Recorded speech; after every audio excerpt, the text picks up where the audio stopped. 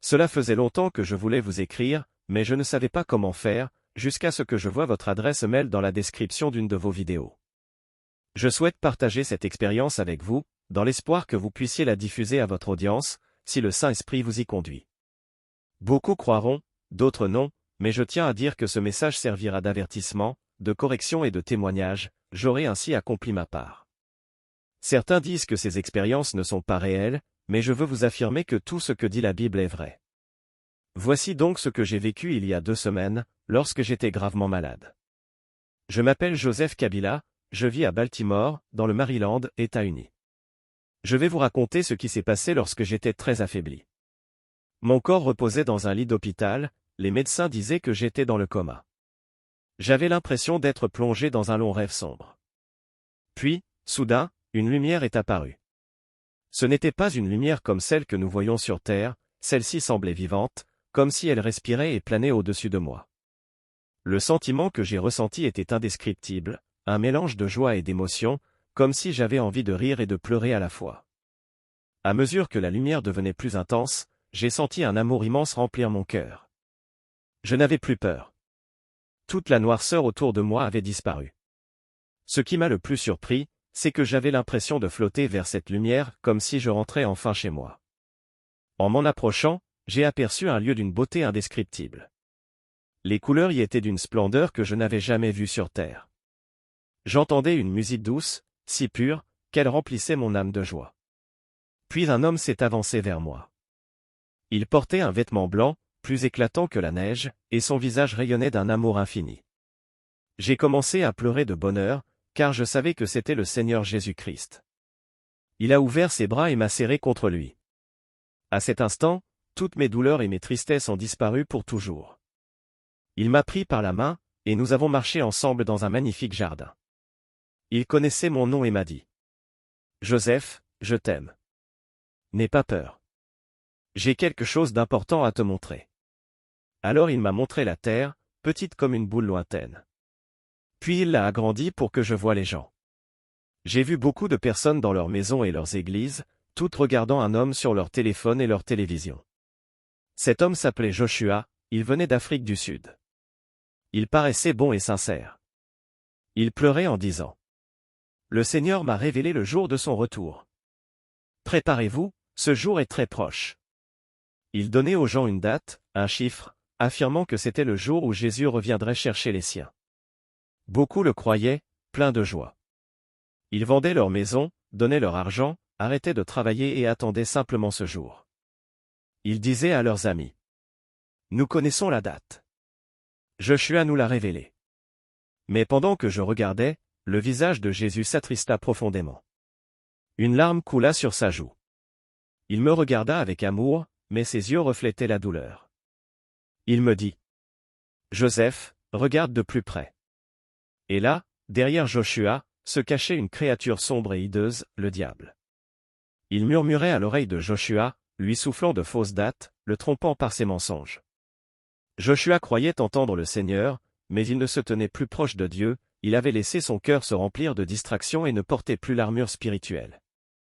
Alors Jésus me parla d'une voix claire, puissante et pleine d'amour.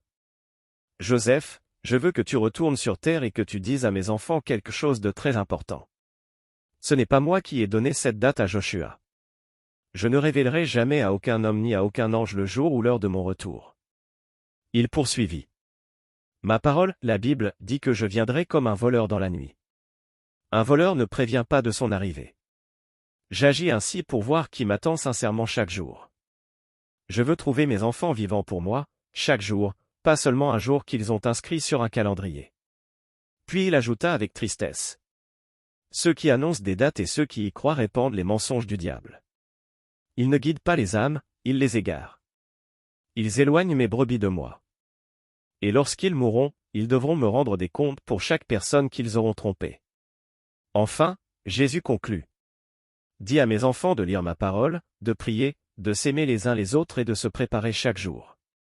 C'est ainsi qu'il faut m'attendre. » Alors Jésus m'attira un peu plus près de lui et me dit : « Il y a encore quelque chose que tu dois leur dire.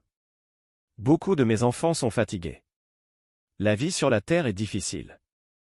Ils pensent que je vais revenir seulement pour les délivrer de la douleur et de la tristesse. » Ses yeux brillaient d'un amour profond pendant qu'il expliquait. « Dis-leur que ma venue n'est pas pour satisfaire leurs désirs égoïstes ni pour rendre leur vie plus facile. Je viens les sauver du malin, le diable. Je viens les délivrer pour toujours de ses plans mauvais. Je reviens pour un peuple saint, dit Jésus, d'une voix majestueuse, semblable à celle d'un roi. Je viens pour ceux qui ont purifié leur cœur et qui vivent pour moi chaque jour, pas seulement quand tout va bien. Je viens pour ceux qui aiment la vérité et détestent le mensonge. Et ma récompense est avec moi, j'accorderai une grande récompense à tous ceux qui m'auront attendu avec un cœur pur et m'auront servi fidèlement. » Puis Jésus me parla de Joshua. Lui-même a été trompé. Il n'a pas demandé de confirmation lorsque j'aurais soi-disant apparu à lui. Il aurait dû me demander le signe de la croix que j'ai porté pour l'humanité, afin de savoir si c'était bien moi. Mais il s'est détourné de mon appel, et le diable a vu en lui un instrument à utiliser, comme il l'a fait avec Mahomet et d'autres qui ont cru à un mensonge. Le Seigneur ajouta, « Certains qui se disent mes véritables enfants affirment que c'est mon œuvre, sous prétexte que beaucoup se repentent et viennent à moi. Mais je veux te dire que je n'ai aucune part avec le mensonge, et je ne changerai jamais ma parole pour aucun homme. Ceux que tu vois se repentir ne le font pas par amour pour moi, mais parce qu'ils pensent être plus sages que ma parole, alors que j'ai dit dans Philippiens 2, 12. Ainsi, mes bien-aimés, comme vous avez toujours obéi, non seulement en ma présence, mais bien plus encore maintenant en mon absence, travaillez à votre salut avec crainte et tremblement. Ce sont des hypocrites. Leur repentance n'est pas sincère. Ils sont égoïstes et ne m'aiment pas. Quand je frappe à la porte de leur cœur pour entrer et demeurer avec eux, ils me repoussent et poursuivent leur vie agitée, me laissant dehors, sous la pluie, dans le froid et la tempête, sans abri. » Jésus continua, « Mon peuple devient froid dans ces derniers jours. Comme je l'ai dit dans ma parole, ils sont égoïstes et n'aident plus leurs prochains, alors que je leur ai demandé d'être la lumière du monde. Beaucoup ont entendu parler de ces dates et croient qu'en faisant de bonnes actions et en donnant leurs biens, ils seront enlevés lorsque je viendrai chercher mes vrais enfants. » Puis il posa son bras autour de moi et nous continuâmes à marcher dans le jardin. Ce jardin ressemblait à ceux que d'autres personnes ayant vu le ciel ont décrit, un lieu d'une pureté cristalline, éclatant de lumière. C'était le plus beau lieu que j'ai jamais vu. J'aurais voulu que le monde entier puisse le contempler et savoir que nous servons un Dieu vivant et véritable. Sa voix était chaude et profonde, comme un chant mêlé à une parole. Il me dit, « Joseph, voilà pourquoi j'ai dit dans ma parole que lorsque je viendrai pour mes enfants, ce sera comme un voleur dans la nuit. » Il s'arrêta, me regarda intensément, puis poursuivit. « Laisse-moi te révéler le sens caché de ce verset, que beaucoup sur la terre ne comprennent pas. Réfléchis à ce que fait un voleur. Quand un voleur veut entrer dans une maison, il agit avec prudence. Il ne veut pas qu'on le voie ni qu'on l'entende, car si tout le monde se réveille et se concentre sur lui, il sera pris. Le voleur vient en silence. Il vient quand on ne s'y attend pas. Il vient quand les gens sont occupés à d'autres choses. Le voleur n'envoie pas de lettres pour annoncer l'heure de sa venue. S'il le faisait, les gens seraient prêts et il ne pourrait pas les surprendre. » Jésus continua, d'une voix plus forte. « Moi aussi, je viendrai discrètement et de manière inattendue, car je veux voir qui m'aime vraiment. Je veux voir mes enfants m'attendre chaque jour, non pas parce qu'ils ont entendu une date, mais parce qu'ils désirent sincèrement mon amour et veulent être avec moi. Je ne veux pas qu'ils viennent à moi par peur d'être laissés derrière, mais parce qu'ils m'aiment véritablement de tout leur cœur. Car s'ils connaissaient le jour de mon retour, ils vivraient dans le péché longtemps, puis feraient semblant d'être bons juste avant ce jour. Ce n'est pas de l'amour, Joseph. Ce n'est que la peur du jugement. » Puis, en désignant au loin une ombre dans la lumière, il dit doucement. « Voici le véritable sens du mot nuit. Et laisse-moi t'expliquer ce que signifie vraiment le mot nuit ici.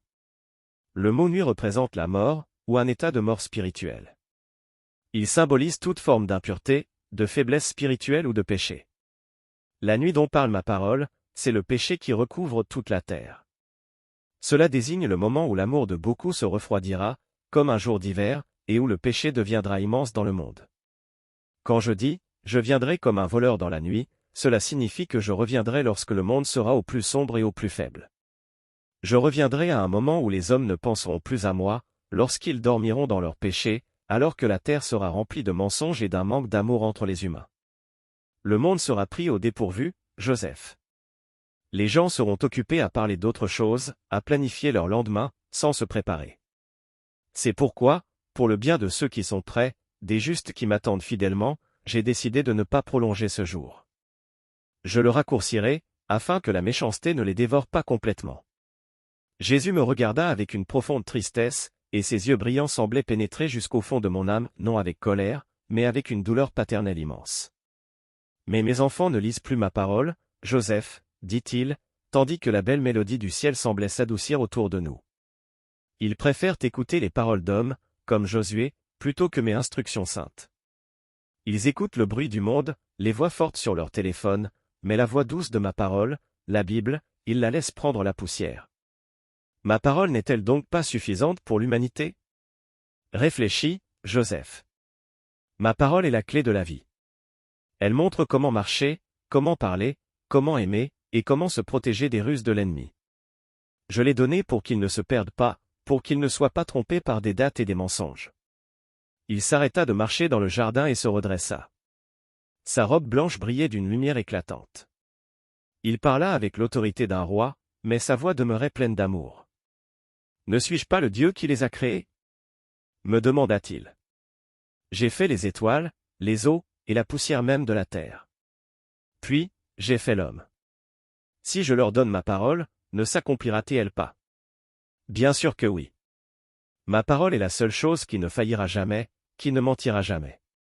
Alors pourquoi mettent-ils leur confiance dans les erreurs des hommes plutôt que dans la vérité de leur Dieu? Il secoua la tête avec douleur. Pourquoi mon peuple n'est-il pas enraciné dans ma parole, comme mes disciples l'étaient autrefois lorsque je marchais sur la terre? Pierre, Jean, Marie, ils gardaient mes paroles dans leur cœur comme une racine solide qui retient un arbre au sol. Quand le diable venait les tenter, il utilisait ma parole comme une épée tranchante et le terrassait. Le diable n'avait aucun pouvoir sur eux, car il connaissait la vérité que je leur avais enseignée. Mais aujourd'hui, mes enfants sont faibles dans leur cœur, parce qu'ils ne lisent plus. Quand le mensonge arrive, ils n'ont pas de bouclier. Quand une mauvaise idée surgit, ils n'ont pas de racines pour les tenir fermes. Ils croient tout ce qu'ils entendent, parce qu'ils ne me connaissent pas à travers les pages que je leur ai données. Puis il plongea son regard dans le mien et me confia une mission essentielle. Joseph, tu dois dire cela à mes enfants. Dis-leur de vivre une vie sainte, c'est-à-dire pure et droite. Qu'ils s'efforcent chaque jour de me ressembler. Dis-leur de me demander de les éclairer lorsqu'ils doutent ou ne comprennent pas quelque chose. Qu'ils n'aient pas peur de demander. Si leur cœur est sincère et qu'ils disent « Jésus, je ne comprends pas ce passage de la Bible » ou « Seigneur, je ne suis pas sûr de ce qui est vrai », je leur répondrai. Je leur donnerai le désir de connaître la vérité, et je la leur révélerai dans une lumière claire et éclatante. Jamais je ne laisserai un enfant qui me cherche sincèrement se perdre. Ils doivent simplement déposer leur téléphone, prendre ma parole, et me demander de les aider à la comprendre. Puis il ajouta. Compare cela à ma venue. Si ma parole dit que je viens comme un voleur, pourquoi l'humanité rejette-t-elle ma parole? Jésus se remit à marcher lentement sur un sentier bordé de fleurs étincelantes aux 1000 couleurs.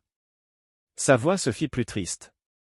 Joseph, il y a encore une chose qui blesse profondément mon cœur. Pourquoi mes enfants se détestent-ils entre eux? Pourquoi haïssent-ils ceux qui demeurent attachés à ma parole et refusent d'être égarés loin de mes instructions véritables? Il s'arrêta et regarda au loin, vers la terre qui paraissait comme une petite sphère bleue suspendue dans l'espace. Quand certains de mes enfants, ceux qui croient aux mensonges et aux fausses dates, entendent la vérité, ils se mettent en colère. Ils s'irritent contre ceux qui les aiment et veulent les sauver de l'erreur. Pourtant, ce sont ces enfants courageux qui disent « Attendez, la Bible ne dit pas cela », Jésus me dit alors. Seul le Père connaît l'heure. Il ajouta avec tristesse.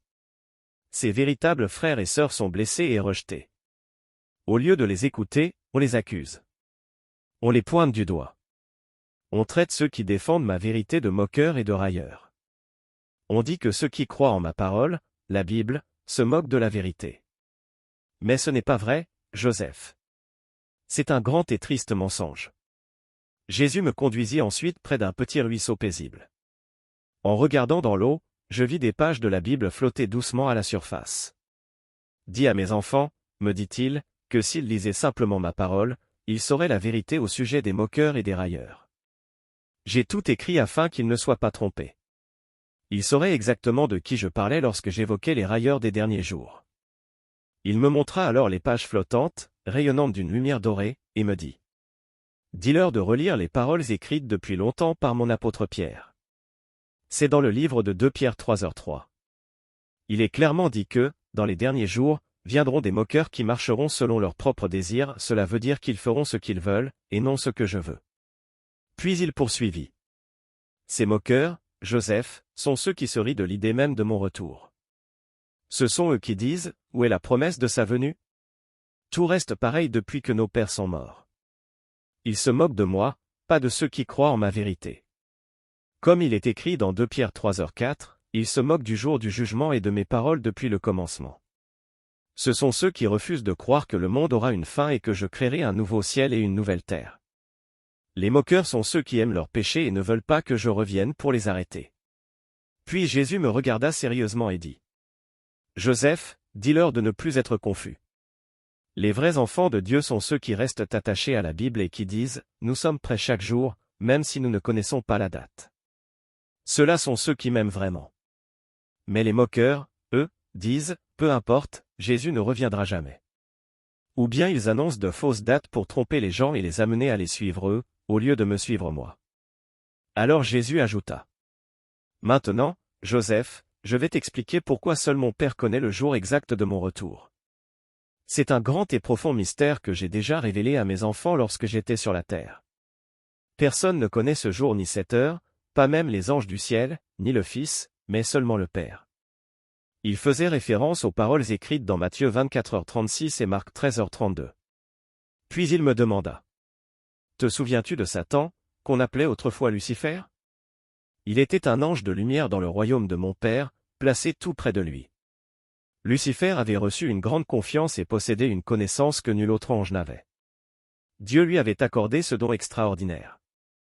Mais un jour, il s'est enorgueilli de cet honneur et de ce privilège unique. Il s'est cru trop important et a voulu exécuter un plan égoïste contre mon Père. Cela causa sa chute, et il fut chassé du ciel. Jésus me regarda et continua: de la même manière, Joseph, mon Père ne confiera plus jamais le plus grand de ses secrets à ses anges dans le ciel, pas même aux 24 anciens qui siègent près de son trône. Le Père a appris que même ceux en qui il plaçait la plus grande confiance pouvaient être séduits par l'orgueil ou penser savoir mieux que lui. C'est pourquoi il a caché ce plus grand de tous les secrets, la date de mon retour, à tout le monde. Voilà pourquoi il est écrit: pas même les anges dans le ciel ne savent. Ainsi, ses plans ne peuvent être trahis par personne, car ils ne sont connus que de lui seul. Jésus se pencha alors pour toucher une petite fleur lumineuse et ajouta: et puis, Joseph, sache aussi que le diable lui-même ignore la date de ma venue. Le Père a caché ce grand mystère à Satan afin que je puisse surprendre totalement mes enfants, et que le diable ne puisse pas se préparer à l'avance pour contrer mon retour. Réfléchis-y, si le malin connaissait le jour exact, il libérerait ses pires démons sur la terre juste avant ce moment. Il essaierait de détruire la marche spirituelle de mes enfants, de les pousser au péché pour souiller leur cœur et les empêcher d'être enlevés. Il lancerait une dernière attaque désespérée pour les perdre. Il marqua une pause et conclut avec force: c'est pour cela que ce grand secret lui est caché. Le diable doit vivre dans l'inquiétude et l'incertitude, tout comme les hommes méchants sur la terre. Cela l'empêche d'exécuter son dernier plan de destruction avant mon retour. C'est ainsi que mes enfants sont davantage protégés, car le diable ne saura jamais quand son temps prendra vraiment fin. Jésus leva alors les yeux vers moi, et un sourire triomphant illumina son visage. Jésus me regarda avec une tendresse profonde et dit: Joseph, c'est cela, le plus grand amour. Je garde ce secret afin que les méchants ne puissent pas planifier entièrement leurs œuvres mauvaises, et pour que mes enfants bien-aimés restent toujours prêts, non pas parce qu'ils attendent une date sur un calendrier, mais parce qu'ils m'attendent vraiment, avec amour et fidélité. Son visage devint sérieux, empreint d'une urgence solennelle, comme celui d'un général donnant son dernier ordre avant la bataille. Joseph, écoute bien maintenant. Voici mon dernier et plus important message pour mes enfants sur la terre. Dis-leur d'arrêter les disputes. Dis-leur de cesser les querelles et la haine. Dis-leur de s'unir dans cette dernière heure, car mon retour peut survenir à tout moment. Je veux qu'ils soient unis. Ils se divisent à cause de mensonges et de dates inventées, alors qu'ils devraient s'aimer les uns les autres. Il me rappela ses propres paroles dans Jean 13, 34. Ne leur ai-je pas commandé de s'aimer comme je les ai aimés? Et encore dans Jean 13, 35. Le monde reconnaîtra mes disciples à l'amour qu'ils ont les uns pour les autres, et non pas au débat sur les dates. Puis Jésus ajouta. Dis à Joshua que je l'aime. Dis-lui de se repentir, car il ne m'a pas entendu lorsqu'il a affirmé que je lui étais apparu. Il doit cesser de répéter les mensonges de l'ennemi et de donner de fausses dates à mon peuple. Je lui pardonne, mais il doit arrêter très vite. Et dis à ceux qui égarent mes enfants de s'arrêter avant qu'il ne soit trop tard. Ils ont affaibli le cœur de beaucoup de mes enfants, les rendant tristes, troublés et les éloignant de la vérité de ma parole. S'ils ne se repentent pas avant de me rencontrer à la fin de leur vie, je leur demanderai compte du sang de mes enfants trompés. Ils devront répondre pour chaque âme qu'ils auront détournée par le mensonge. C'est un fardeau terrible, Joseph, et ils doivent le déposer immédiatement. Qu'ils sauvent leur propre âme en ne parlant désormais que selon la vérité de ma parole. Je me souvins alors de ce que dit la Bible dans Ézéchiel 33, 8, le gardien doit avertir le méchant, sinon Dieu réclamera le sang du coupable de la main du gardien. Les yeux de Jésus brillèrent alors d'une joie glorieuse.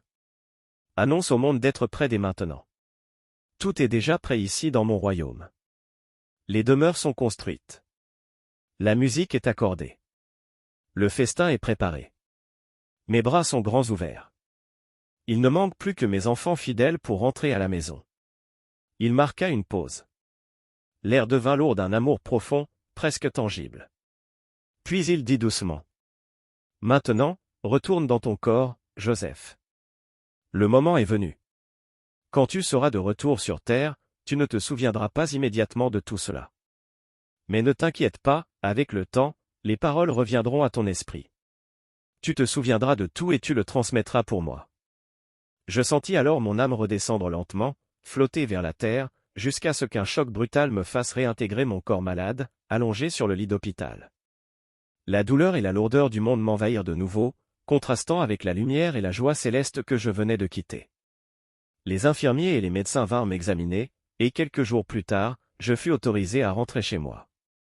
Je préfère ne pas mentionner ici la maladie dont je souffrais, mais je prie pour que Heaven Update partage ce message avec son audience, afin qu'il atteigne beaucoup de personnes, y compris le frère Joshua. Jésus l'aime, et les moqueries doivent cesser. Souvenez-vous, nous n'avons pas à lutter contre la chair et le sang, Éphésiens 6, 12. L'ennemi véritable, c'est le diable, c'est lui qui sème le mensonge, pas l'homme. Merci.